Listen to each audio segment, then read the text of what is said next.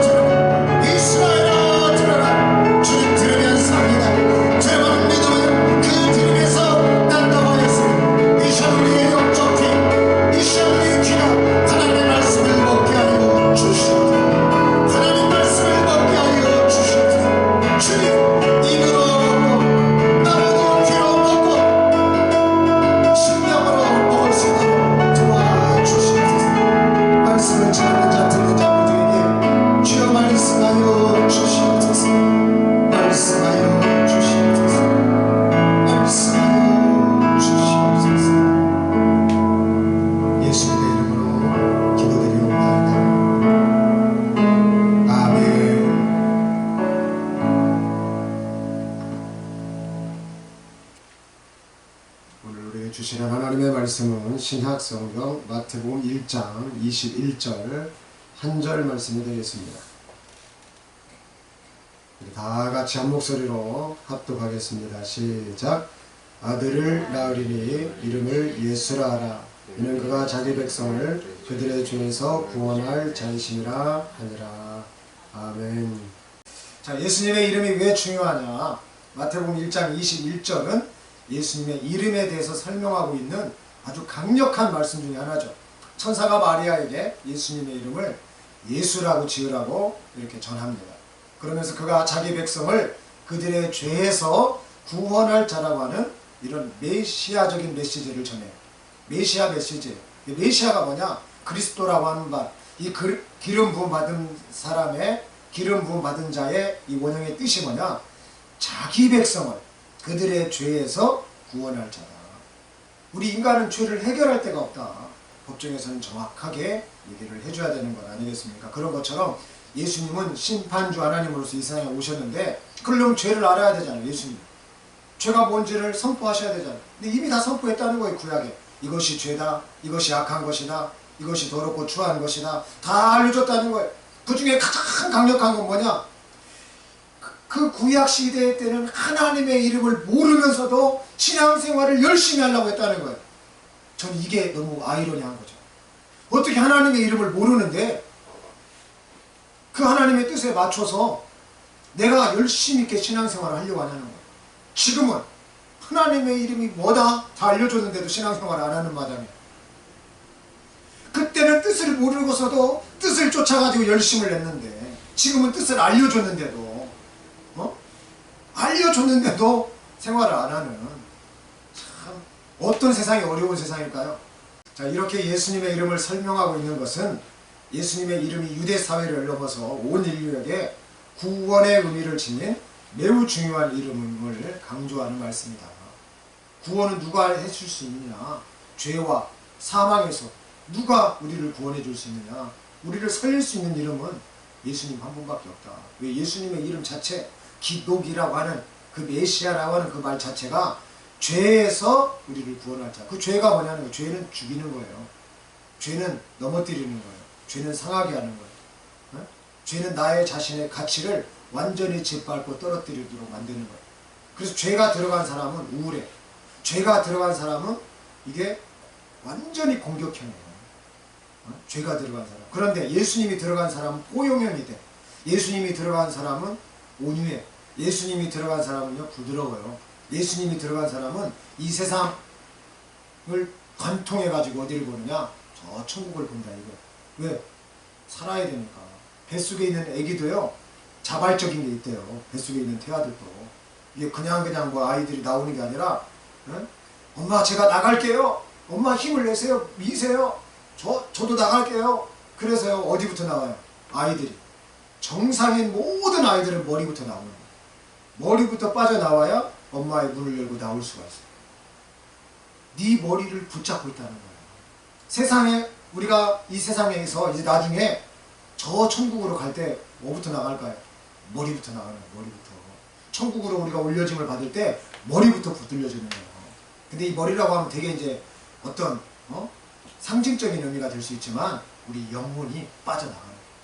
우리 영혼이 머리예요. 근데 우리 영혼에 머리가 있다고 했어요. 그게 누구냐? 예수님이라고 했어요. 그러니까 예수님이 없는, 여러분 우리가 머리가 없는 몸은 죽은 것처럼 세상에 우리가 머리가 없는 몸이 돌아다닐까요? 앞으로 로봇은 돌아다니겠죠.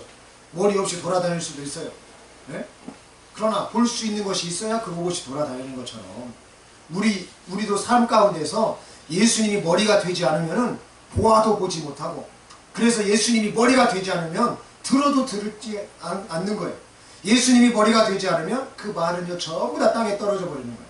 그러나 예수님이 머리가 되시면 사무엘 선지자와 같이 그가 말한 것이 단 한마디도 땅에 떨어지지 아니하고 다 이루어져 버리는 거예요. 여러분 그래서 말이 이렇게 중요한 거예요. 근데 말보다 더 중요한 게 뭐다고요? 예수님이 머리가 되어 주셔야 된다. 따라서 합시다. 예수님이 머리가 되셔야 합니다. 자, 오늘은 예수님의 이름이 왜 중요한지, 그 예수님의 이름에 담긴 그 죄의 회개가 얼마나 중요한지를 우리 세 가지 측면에서 함께 생각해 보도록 하겠습니다. 첫째로 예수님의 이름이 왜 중요하냐? 계속해서 말씀해서 지금 보고 있습니다. 마태복음 1장 21절 같이 읽습니다. 시작. 아들을 낳으리니 이름을 예수라 하라. 이는 그가 자기 백성을 그들의 죄에서 구원할 자이심이라 하니라. 왜 중요하냐? 죄에서 구원할 자, 구원의 이름이기 때문입니다. 예수님의 이름은 우리 인생들이 짓는 이름처럼 부모로부터 가문에 따라 지었다거나 사주팔자를 보고 지었다거나 무슨 장명학을 통해서 지은 그런 이름이 아니에요. 또 둘이 서로 부부들이 좋아가지고 야, 내 앞글자 따고 네 뒷글자 따서 이름 짓자, 그런 이름이 아닙니다. 바로 하나님께서 직접 말씀하시고 본인이 본인의 이름을 지어주신 이름이라는 거예요. 예수는 히브리어로 여호와는 구원이라고 하는 의미를 담고 있습니다. 그래서 메시아라는 거예요. 예수님의 이름 자체가 예수님이 하실 일을 말해주고 있어요. 이름 안에 일이 들어있다는 거예요. 일. 예수님은 마태복음 1장 21절에서 어떤 일을 하신다는 것입니까? 바로 자기 백성을 그들의 죄에서 구원하는 구속의 사역을 하시겠다는 거예요. 그래서 이 땅에 오신 예수님의 이름은 다른 의미로 구원의 이름이라. 예수, 구원, 구원, 예수, 이렇게 될 수 있는 거예요. 짧게 말씀드리면 이사야서 43장 11절은 이렇게 말씀하고 있습니다. 나 곧 나는 여호와라. 나 외에 구원자가 없느니라. 그래서 예수님이 구원자라는 거예요. 이 구절은 구원의 주체가 하나님 자신임을 분명히 나타냅니다. 하나님은 다른 분이 없어요. 나 외에는 없대잖아요. 여호와 나 외에는 없대잖아요. 근데 여호와는 이름이 아니에요. 그래서 나중에 하늘 위의 이름, 이 땅의 이름, 이 땅 아래의 이름을 다 통합시킨 이름이 뭐냐? 통전적 이름이 예수라고 하는 것이에요. 예수님은 이 땅에 하나님의 아들로서 하나님이 보내신 구원자로서 인류의 죄를 구속하시는 일을 하시기 위해서 이 땅에 오신 여호와 하나님이시다 라고 하는 거예요.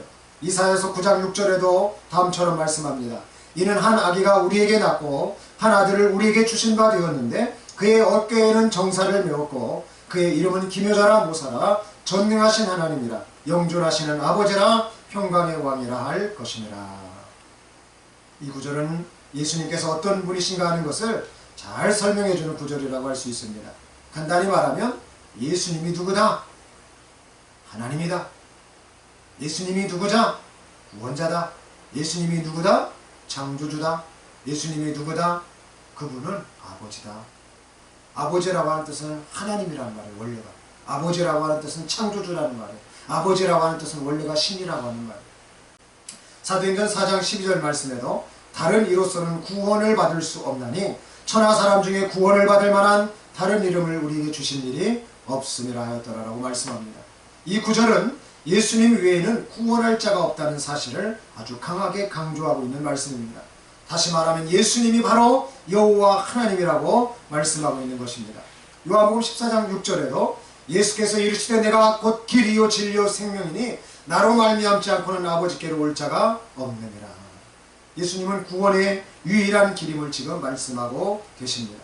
예수님을 통해서만 하나님의 관계가 회복이 된다. 하나님과의 그 관계가. 이 말은 우리가 사망과 음부의 권세를 이길 수 없기 때문에 예수님의 승리를 보여주시는 일면의 말씀도 되는 것입니다. 둘째로 예수님의 이름이 왜 중요할까요? 바로 회개와 용서가 예수님의 이름에 내포되어 있기 때문입니다. 마태복음 1장 21절에 이는 그가 자기 백성을 그들의 죄에서 구원할 자이심이라 하니라. 예수님의 이름에는 죄사함과 회개의 의미가 이렇게 내포되어 있음을 우리는 반드시 알아야 합니다. 예수님은 인간의 죄를 대신하고 그 죄에서 죽지 않고 살리시기 위해서 십자가에서 죽으셨습니다. 이것은 대신 죽고 우리를 살렸다라고 해서 대속의 주라고 하는 말도 우리가 하고 있습니다. 우리는 예수님의 이름을 부를 때마다 이렇게 죄사함과 회개의 은혜를 체험할 수 있는 거예요. 예수님께서는 죄를 회개하는 자에게 어떻게 하십니까? 용서를 베풀어 주세요. 또한 새로운 삶을 살아갈 수 있도록 기회와 힘을 주십니다. 이사야서 1장 18절 말씀은 이렇게 말씀하고 있어요. 여호와께서 말씀하시되 오라 우리가 서로 변론하자. 너희의 죄가 주홍 같을지라도 눈과 같이 희어질 것이요 진홍같이 붉을지라도 양털같이 희게 되리라. 여러분 사실 여기 생각해 보세요. 우리가 음식을 먹다가 뭐 중국집 가가지고 짜장면 같은 걸 먹어. 그러다가 원치 않게 뭐 흰색 옷을 입었는데 튀었어. 저도 좀 이렇게 가끔씩 튀기도 합니다. 그러면 이걸 어떻게 해야 돼요? 바로 저기 조치를 하면 쉽게 빠지는데 바로 조치하지 않으면 이 얼룩이 잘 안 빠져요. 김치 국물은 어떨까요? 김치찌개라든지 뭐 우리가 김치를 먹다가 튀었어. 이게 더 안 빠져요. 더 안 빠져요. 참 신기합니다. 빼기가 어려워요. 여러분 죄가 그런 거예요.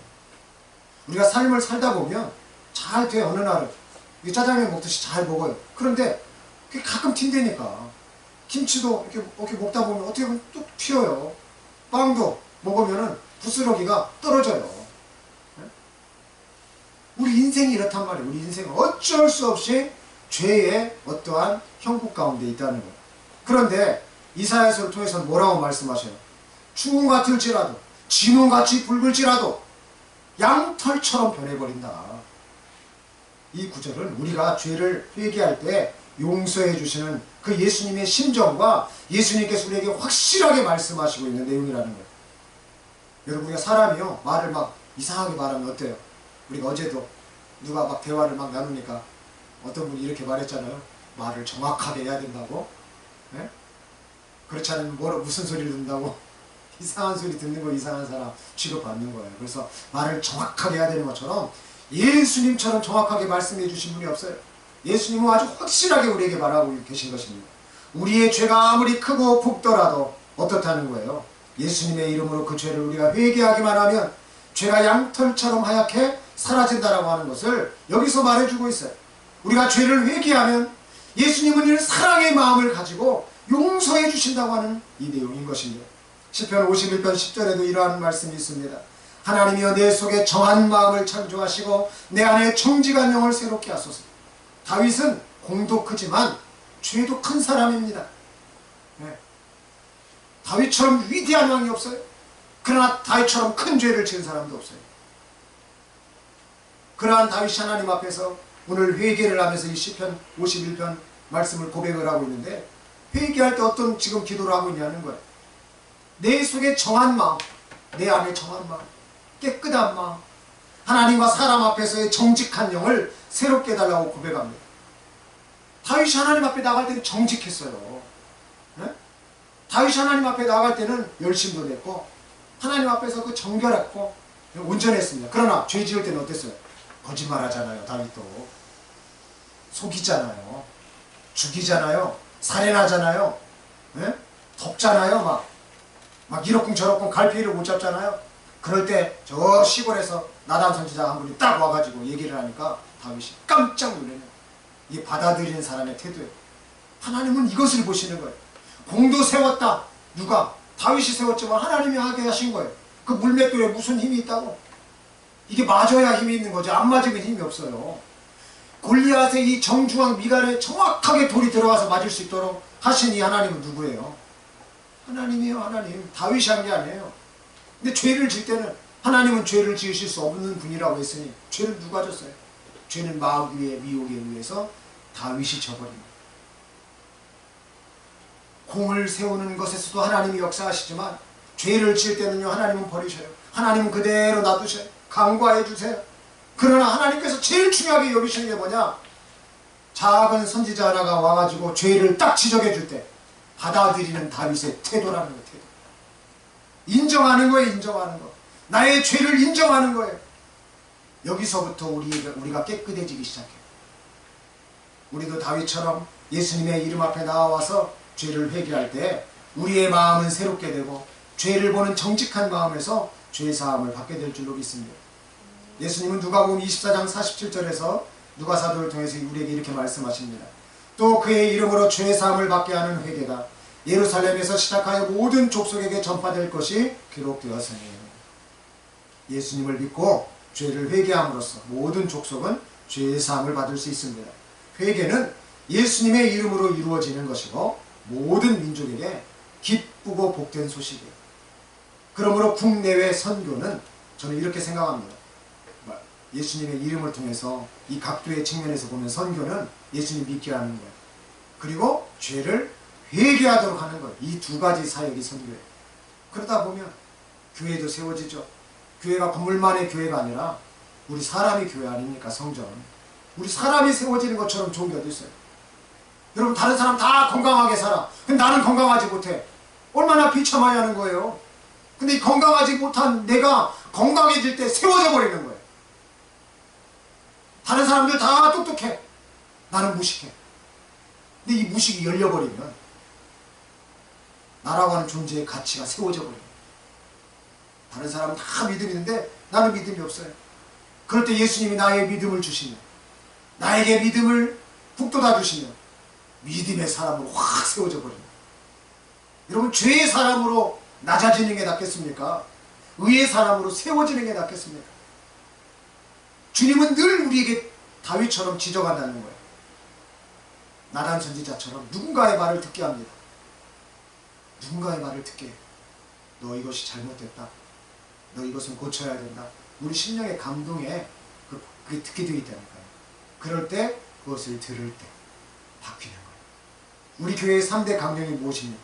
우리 내수길교회, 바로 이러한 사역을 하기 위해서 오직 예수, 천국, 지옥, 항상 회개라고 하는 이러한 말씀들을 제가 배경으로 해서 이 구령의 열정을 담아서 이 시대 속에 외침으로 제가 우리 내수길교회 3대 강령을 만든 거예요. 요한일서 1장 9절도 이런 말씀이 있죠. 만일 우리가 우리 죄를 자백하면 그는 미쁘시고 의로우사 우리 죄를 사하시며 우리를 모든 불의에서 깨끗하게 하실 것이요. 회개의 핵심은 뭐라고요? 받아들이는 거, 자백하는 거에 있어요. 쉬운 말로는 죄를 지은 나 자신을 솔직하게 인정하는 거라는 거예요. 죄를 지은 나 자신을 솔직하게 여러분 인정하다는 거예요. 이게 중요하다.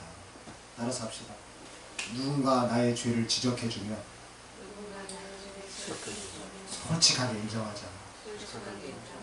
일 크게 만들지 말자. 그러면 일을 크게 안 만들려면 누구한테 부탁을 해야 돼? 우리 사람의 모든 문제는 주님 앞에, 예수님 앞에 부탁합니다. 예수님, 제가 이런 죄를 졌습니다.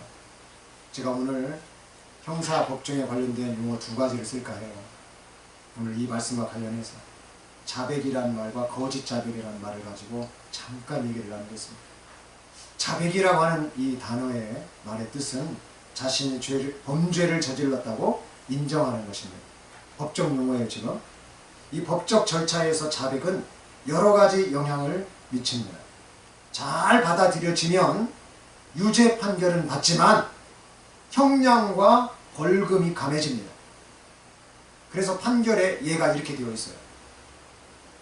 범행을 자백한 피고인은 반성의 태도를 보였으므로 형량을 20% 줄여 판결한다. 실제 판결문입니다. 실제 판결문.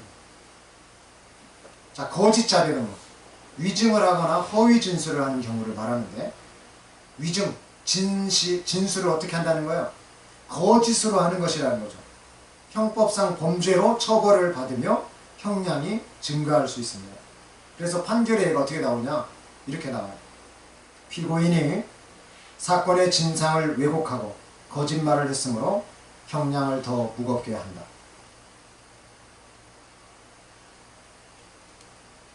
그럼 예수님은 어떻게 판결할까요? 자백을 했을 때 20% 감량해 준다. 거짓 위증을 했을 때는 형량을 더 무겁게 한다.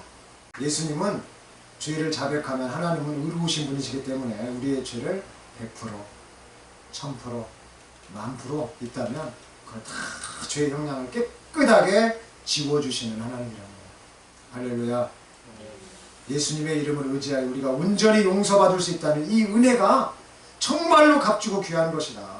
오늘 우리가 예배의 자리에 나와서 거짓 자백이 아닌 나 자신을 인정하는 솔직담백한 진실한 우리가 자백을 한다면 이 땅을 살아가는 우리도 형량을 감량받는 거예요. 주 예수님 이름 앞에 회개하면 우리 인생의 형량이 달라집니다. 삶이 달라지는 거예요. 그래야. 마지막으로 예수님의 이름이 왜 중요하느냐?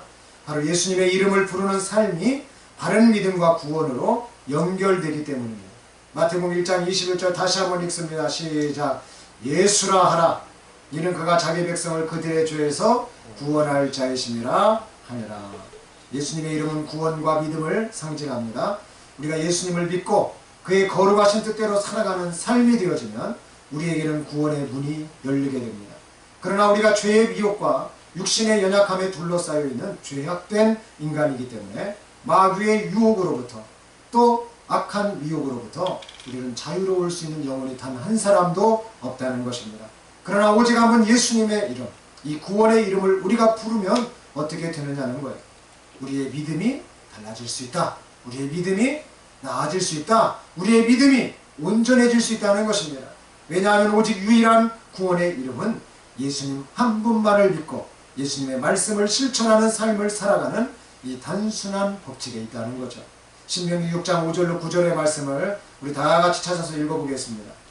너는 마음을 다하고 뜻을 다하고 힘을 다하여 내 하나님 여호와를 사랑하라. 오늘 내가 네게 명하는 이 말씀을 너는 마음에 새기고 내 자녀에게 부지런히 가르치며 집에 앉았을 때에든지 길을 갈 때에든지 누워있을 때에든지 일어날 때에든지 이 말씀을 강론할 것이며 너는 또 그것을 내 손목에 메어 기호를 삼으며 내 미간에 붙여 표로 삼고 또 내 집 문설주와 바깥문에 기록할지니라.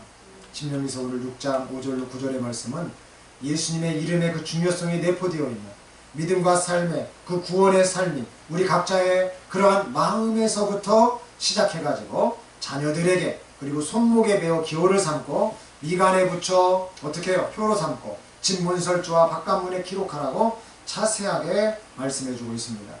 마태복음 7장 21절에 나더러 주여 주여 하는 자마다 다 천국에 들어갈 것이 아니요 다만 하늘에 계신 내 아버지의 뜻대로 행하는 자라야 들어가리라. 이것이 믿고 회개하는 것이에요. 그렇다고 그냥 예수님의 이름을 우리가 막 부르라고 하는 것이 아닙니다. 형식적으로 액세서리처럼 여기라는 말씀 아니에요. 무슨 건축 양식이나 디자인 양식처럼 여기라는 말이 아닙니다. 마태복음 7장 21절의 말씀처럼 우리 신명기서 6장 5절로 9절의 말씀은 예수님의 뜻대로 산 그 실천의 삶이 이렇게 중요하다. 우리 하나님 말씀 다 지키면 살 수 없다. 짜장면 먹는 거와 같고 김치찌개 먹는 거와 같다. 우리가 이렇게 생각하잖아요. 언제든지 우리는 무너질 수 있고 언제든지 우리는 오물에 투척될 수 있고 언제든지 우리는요 그러한 죄인이라는 거예요. 그렇다면 예수님의 뜻대로 사는 삶은 어떠한 삶입니까? 요한복음 15장 7절은 이렇게 말씀합니다. 너희가 내 안에 거하고 내 말이 너희 안에 거하면 무엇이든지 원하는 대로 구하라. 그리하면 이루리라. 저도 이 말씀을 쫓는 사람 중에 한 사람입니다. 예수님의 이름 안에서 살아가는 삶은 그의 말씀과 함께하는 삶입니다. 이 말씀을 믿고 실천함을 통해서 하나님과의 관계가 더욱 깊어지며 예수 이름을 통해 구원이 이루어져 나가는 우리 모두가 되실 수 있기를 바랍니다.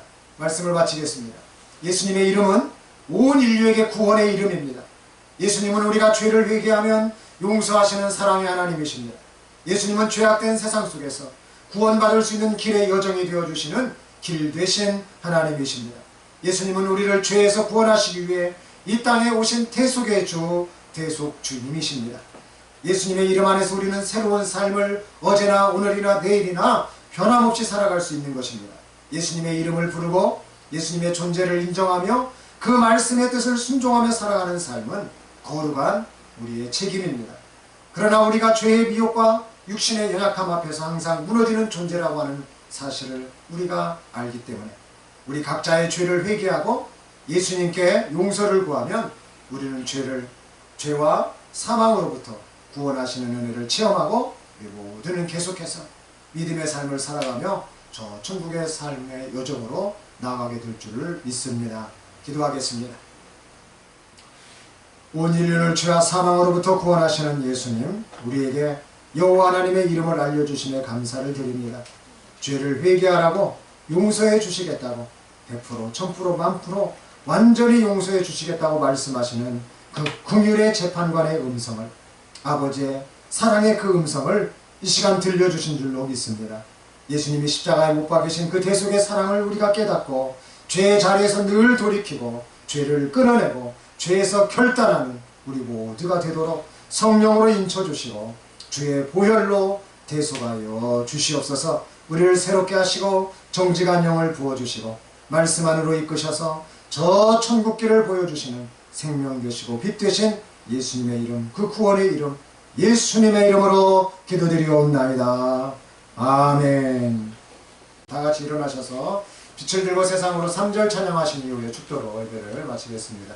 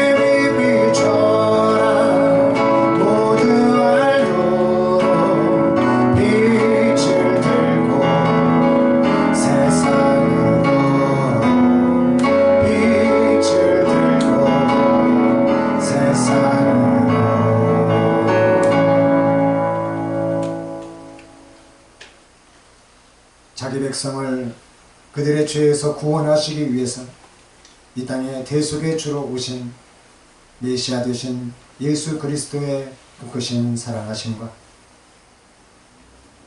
죄악의 자녀였던 우리를 그 죄의 더러운 것들을 다 씻기시며 가장 좋은 것들을 주시려고 하시는 아버지 하나님의 그 크신 사랑하심과 오늘도 내 안에 성령으로 임재하여 주셔서 죄를 떨쳐나게 하시고 죄를 인정하게 하시고 그 죄에서 돌이키게 하시며 저 천국을 바라보게 하시는 성령의 주장하시니